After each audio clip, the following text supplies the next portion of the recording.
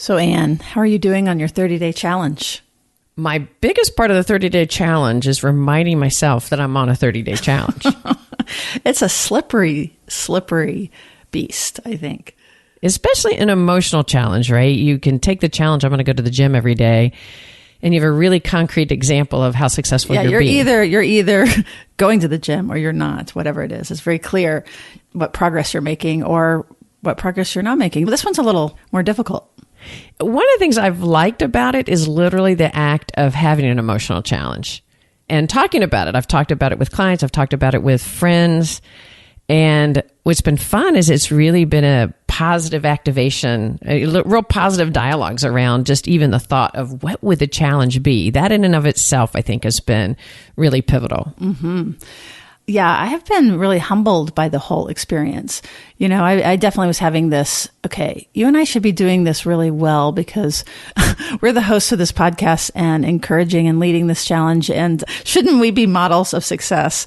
And I can't say that that's actually happening. So I redefined it to myself and said, I'm going to be a model of success by just being really honest about how freaking hard this is.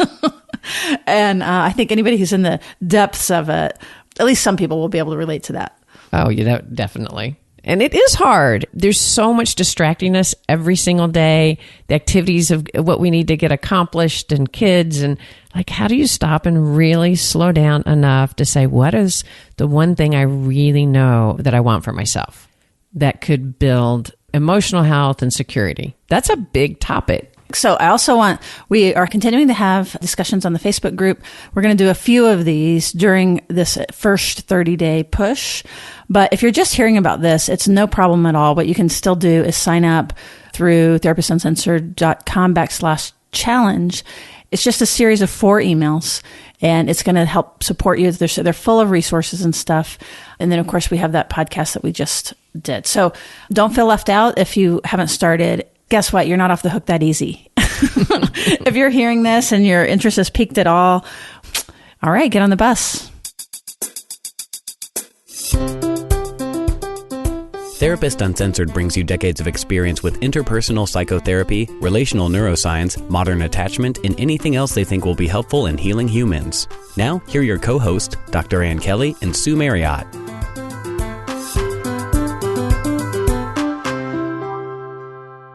So how do you feel like you've been doing? Like I said, I think it's been harder than I expected on a number of levels. One is I think I picked something, like I was smart in a sense about what I picked because I knew it was like something that if I could change, it would be really pivotal. But I was a bit ambitious, I think, because it's such a deeply held unconscious learning. It's just very tough to get to because here's where we get into some of the science of it. Again, I don't know what you as audience member that are listening, I'm not sure what you picked, of course, but many of the things I think that we picked and from the Facebook group that's really active in talking about this and our patrons that are really active in talking about this, we're getting a lot of similar responses, which is that we're picking something that was an adaptation from our early life that we learned to do, and it was important that we learned to do it, but it's not necessarily helping us now. But the problem is because it was laid down in our bodies so early and really without conscious thought that even just thinking about it doesn't necessarily change it, or at least not for very long. We can repress it.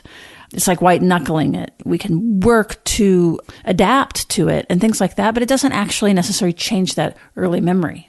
I think that's so important because I think we can put so much pressure on ourselves once we recognize something and say, this isn't working for me very well. I really need to stop doing that. And then lo and behold, we do it. Yeah, we do it like in 5 minutes. We're doing it again. I think of things like people who speak really negative to themselves about themselves, and then they get pep talks. You just need to be nicer. It is so deeply in our body, and it helps us to know that, so that instead of telling ourselves, this is the one thing I'm going to change it about myself. Like for those of us that may have a lot of negative self-talk, and then somebody else comes around and just says, you need to start talking nice to us. Just, that can be in and of itself shaming. Right. Like you're so hard on yourself. Quit doing that. It's like, no shit, Sherlock. Of course I'm hard on myself. So to know it's implicit and in the body and makes it very hard to change, I think is really relieving. It's relieving, but it's also frustrating, right? Because here we are, we've got this incredible community. We're trying it ourselves, trying to do something new. The idea is that we're picking one thing, not everything, and only with love and compassion and curiosity, big one. Really, the idea is that we're going to just examine this symptom, some symptom that we have or some behavior that is no longer serving us. So first off, it's just learning about it and becoming more aware of it. Like, we're not even going to try to repress it or change it yet. Like, learning about it. Maybe we try something new, and that will be another way to continue to learn about it. Like, if we have a resistance to changing, if we're reluctant to give up the old behavior, those kinds of things. That becomes really interesting, actually. No, it really does. So that's what's happening. We're in this kind of movement here. One of the things that I've been doing is, like I said, I've kind of redefined it a couple of times because I had to like scale back, and then I would scale it back up, and then it's just been kind of a little bit of a zigzag process. So I can't imagine that's very different than many people, right? Right. And you said that you felt like you picked something, you went for sort of the heart of the matter. I was going to say the heart of the watermelon, but I don't know. That's a different image that gives off, but you went for the heart of the matter. And you realized that was probably going too much to the core. That's what I was saying initially. But I just spent this weekend with Bruce Eckert, and by the way, I got to meet tons of our listeners from Austin, Texas. So big shout out. This happens quite a bit where, if we go to professional events or something, people introduce themselves and say they listen to the show. And I wanted to tell you, every time that happens, it's so meaningful, and thank you. And it's so cool. So I got to meet some folks like that this weekend, but also did some really interesting and kind of deep exploration of my personal challenge. And I felt like I just have a lot more clarity about it. Like, I got a new piece on it. Even if it's hard, I want you to kind of keep working on exploring it or digging into it. And actually, I'm going to record something more in depth about that workshop and that conference, some of my takeaways, just to share my takeaways, right? And to also continue to support his work. And share that with our Patreons, right? That's right. So there were two things that were particularly helpful at getting at this implicit learning for me. And one of them was, so there's this great technique. And if you listen to the memory reconsolidation episode, and I'm sorry that I don't know the exact number right now, but we'll link it in our show notes.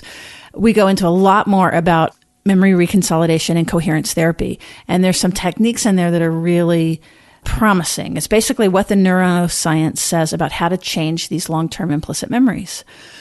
So I think, oh, cool, I can read this technique and then I'll do it on myself. And I was really convinced, like, I'm smart, I know what I'm doing. It's kind of like I can do EMDR on myself or something, you know what I mean? So one of the things I figured out was, like, because the whole dang thing it comes from your unconscious, it's like staring at the sun or something. There's no way to actually be able to see it by yourself. That would be an oxymoron, right? It's unconscious. It's unconscious. And so it's not that we can't move it. I think we can. And honestly, the longer we look at it and kind of curiously observe it and pick it apart a little bit and maybe even define it where it's like, oh, I don't do that all the time. I do that with this person.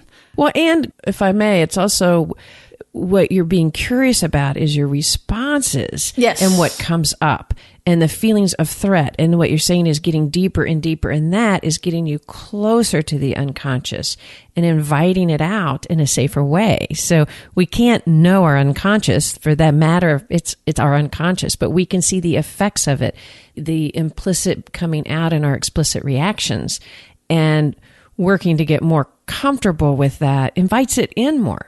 Then we're also safer for those parts of us that have held on to this as an important learning. And so if we're not trying to pull it out of its hands, then we're really just trying to get to know it and understand it and appreciate the resistance or the symptom as an adaptation, as something that has, at some point, really helped us. So one of my takeaways was you can't do this by yourself, because I did try that. But don't try this at home. But it went a lot further doing it with someone else, because their minds were separate, obviously, and then they could think of things and hear things that I didn't realize what I was saying in the exercise. So that was actually really, really useful. And then the other part of it was the state-dependent learning idea. So again, like even, it's kind of like when you ask a parent, any parent, should you, how do you parent? What are your values? Everybody's going to kind of say the same thing, blah, blah, blah.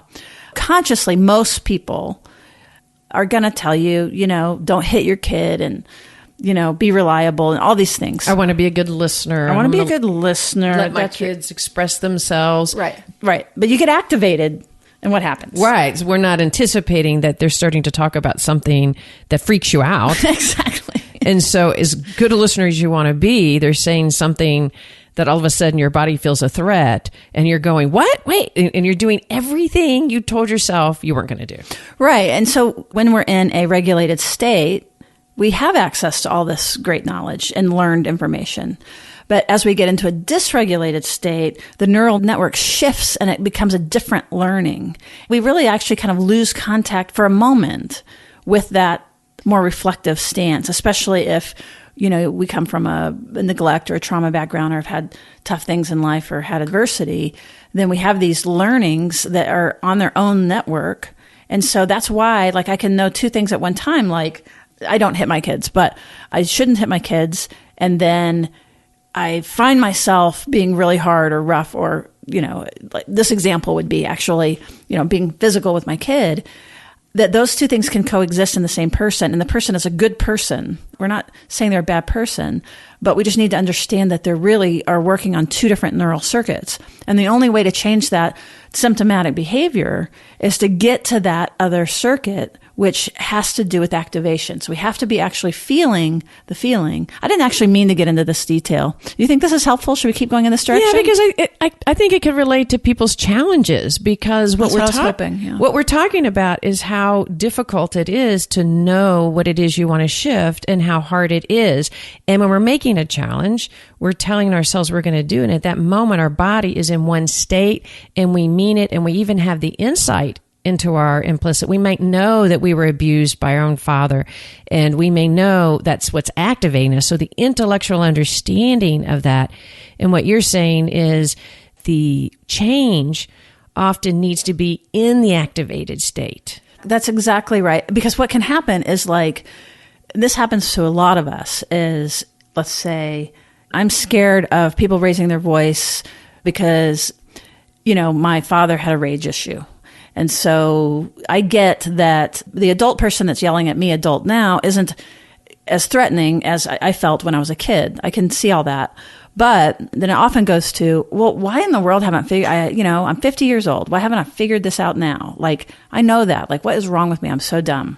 And that's often the experience of the next day. Is right. Then the flood of shame because I know better. Right. And I still got activated. And then, oh my God, how long do I need to talk about this? And we get that a lot. Like, oh my God, I know this happens to me. Why am I going to talk about my abusive father again? I've already done that work. You've heard that. I've already done that work. I've already talked about that. Right. And so this gets to the heart of the matter of why just talking about it in a regulated state and through that may not be what leads to the kind of change you're looking for. Caveat, not everybody picked something that was, kind of really wanting to change their implicit learnings that are no longer serving us. Some people, it may have been a different behavior or something like that, which is cool. And that's good too. But basically, it's like these little trauma pockets or little experiences that our body has stored as if it was trauma, whether someone else would say it was or not. It flooded us. And we remember now, if somebody raises their voice, duck.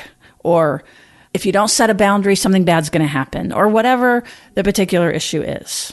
And for you, what you were saying a little bit earlier is that one of the things you got out of the conference is the realization sort of what was going on for you in the one that you chose. And I believe It was, you were very broad in what you talked about, but part of it was the details, knowing that you can getting caught on details. Getting caught on details. And so it'd be really easy to say, I think I'm just not going to let myself get caught on details.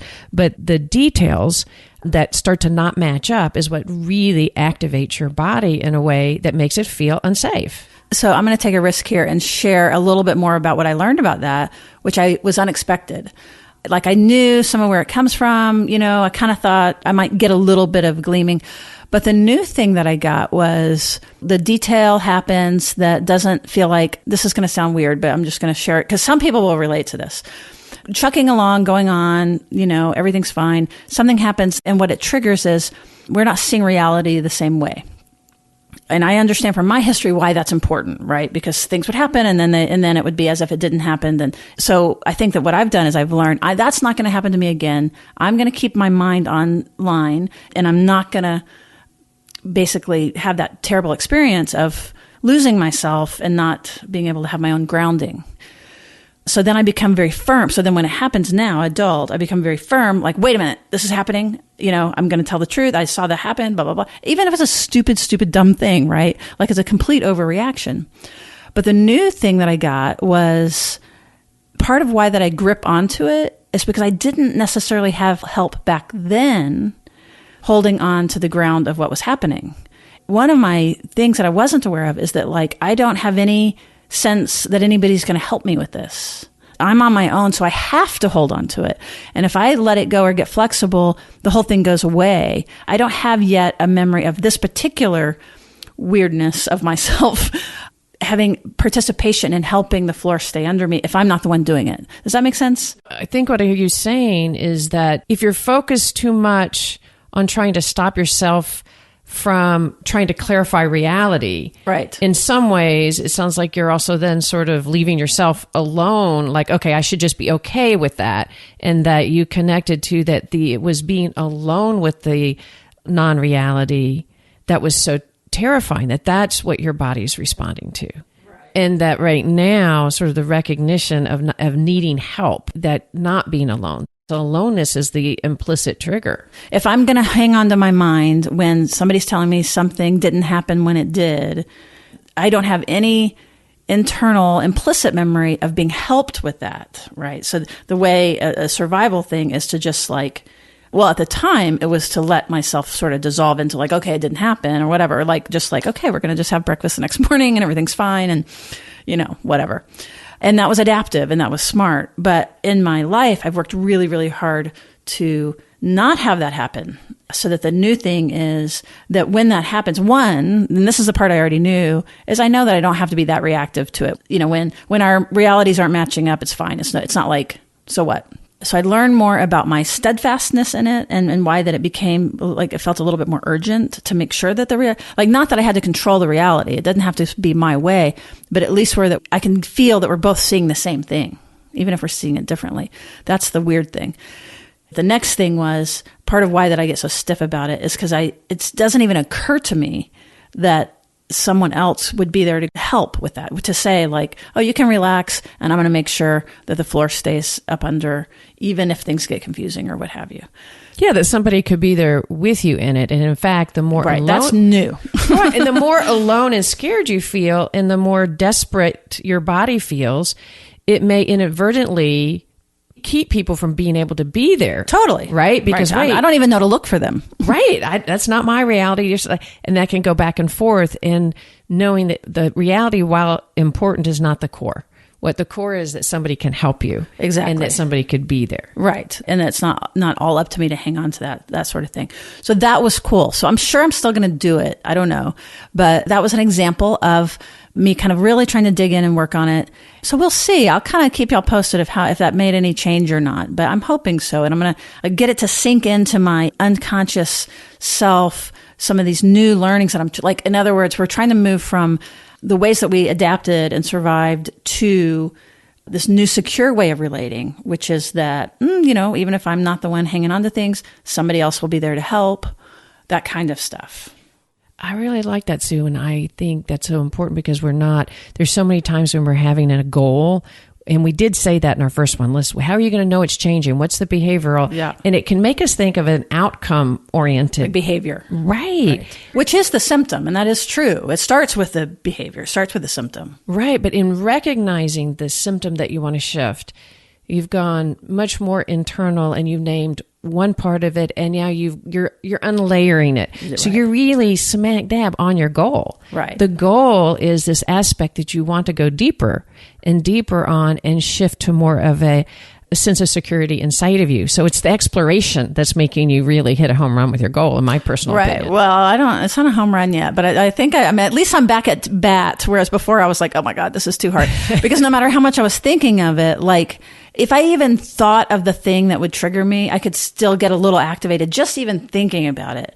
Anybody that has something like that, I want you to look for those things where that like, you know that the TV channel's right, you're seeing something correctly, but the volume is like, wah, really loud. That's a sign that there's something there that's caught or that has the hitch that could be unwound.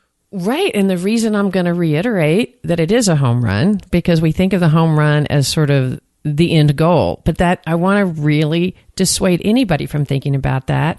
It isn't the end goal. It's the journey.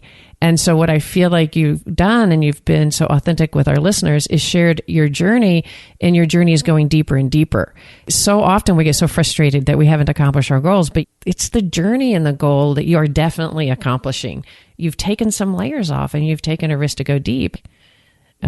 Grateful for you to share that with me and our listeners. Oh, well, thank you. And it's a good sign that it feels fine. It feels very shareable and hopefully relatable. I know people don't have that specific weirdness, but we all have something. And so I know many of you listening now have that thing that you're working on. So I just happened to have been at this workshop and really knew that I wanted to work on that. You can find out more about that particular technique with, again, that is Bruce Ecker and Coherence Therapy.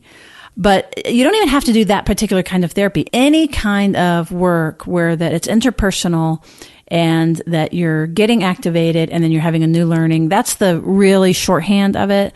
We have been contacted by a couple of people of like, oh, wow, this is pretty tough.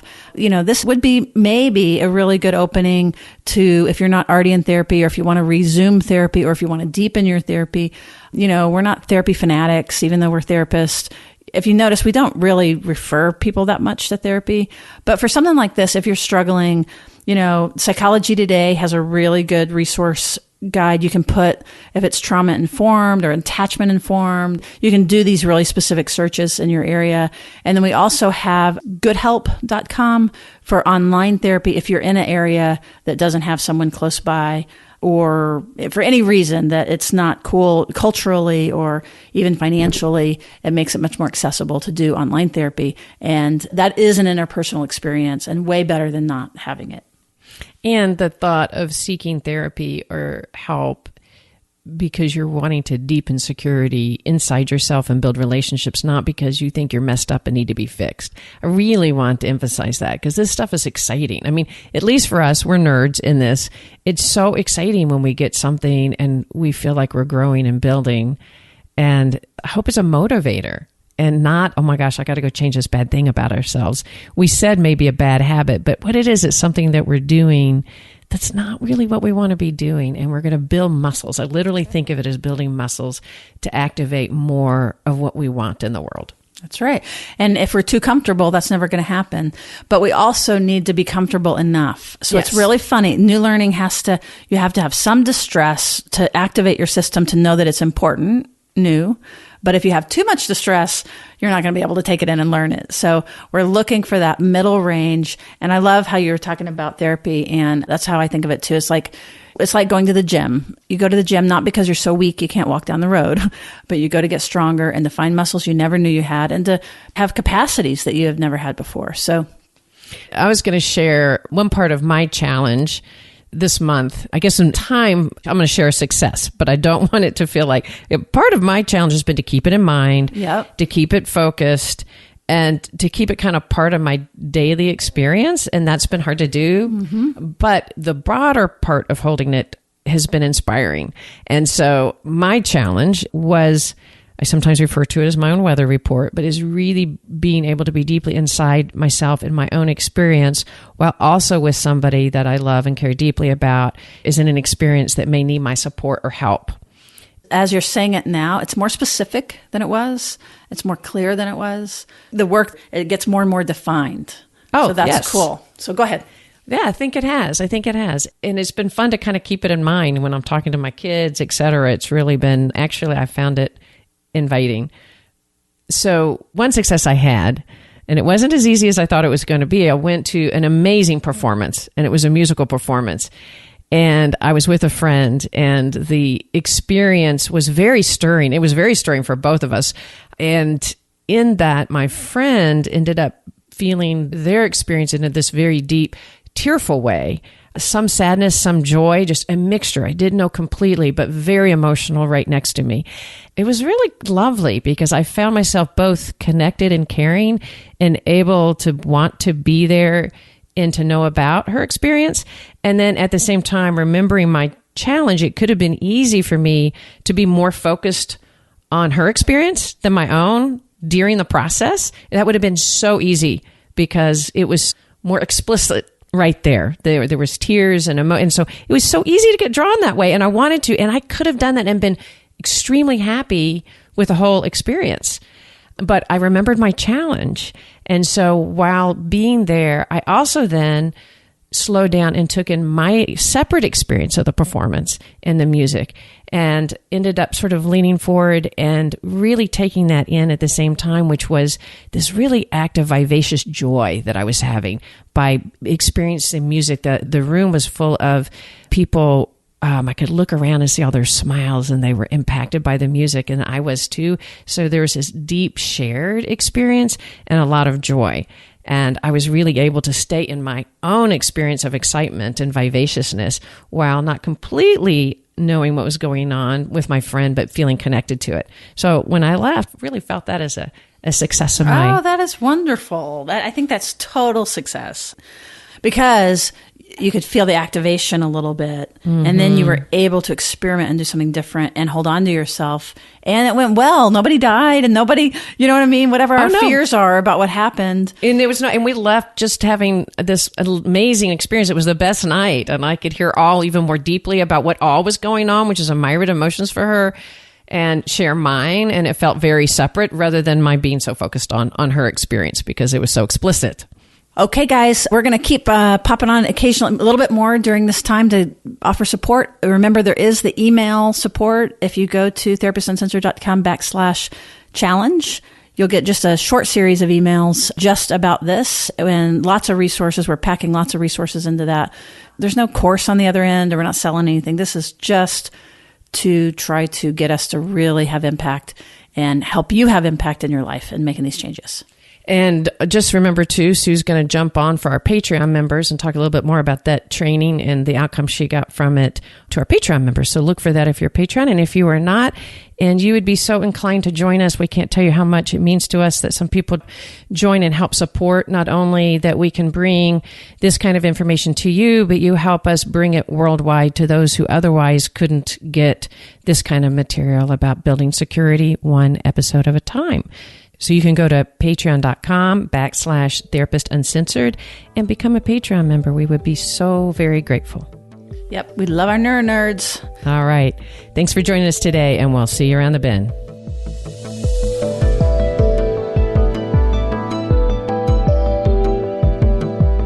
Therapist Uncensored is Ann Kelley and Sue Marriott. This podcast is edited by Jack Anderson.